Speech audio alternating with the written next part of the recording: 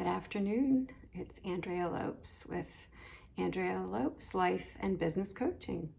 And I'm here to talk today about change, the whole process of change.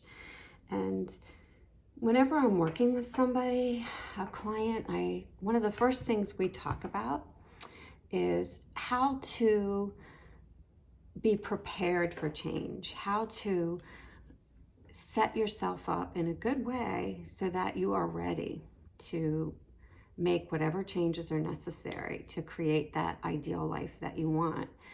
And decluttering is one of the first steps. So when I say decluttering, what I mean is in order to bring in new, in order to create the life we want, we really have to take some time to think about what isn't working, what's not working in our life right now. And not just relationships and things that we're involved in, but also our physical possessions. Maybe we're in a place where our house has gotten cluttered, our office has gotten cluttered. Maybe we have so many emails that we don't even know where to begin. So I take everybody through this process of let's look at all the different aspects of our life, all the areas, and see where we can make some room for all these wonderful things that you want and all these changes that you want to make. But the one thing I have found, not only with my clients, but with myself, is that whenever we are in a place where we have to let something go, and particularly a relationship, we tend to feel fear, experience a lot of anxiety and fear. And that's because change is loss, and loss creates feelings of grief. And we are wired to have fear and anxiety about loss, about losing anything. We are socialized to celebrate the wins, celebrate what we achieve and accomplish. And we aren't really ever taught how to manage our feelings around loss, around the very difficult feelings that come from ending something. And even if we're ending something that we know hasn't made us happy, that we know has caused pain, anxiety, stress, sorrow, it's still hard to let go, whether that's a job or relationship. So what I try to help people understand, and what I want you to understand, is it's a whole process. It takes time.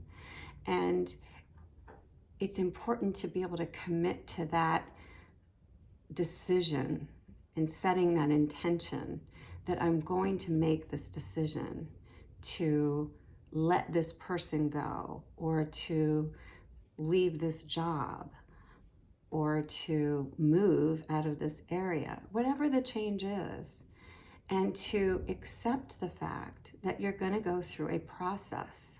You're going to go through loss. You're going to go through grief. You're going to go through fear. You're going to be confused. There's so many different feelings that are going to come up. But if you get that support, and you have the tools, and you have the resources to help guide you through this part of your journey, what happens is it opens up a whole new world of possibilities. It really does.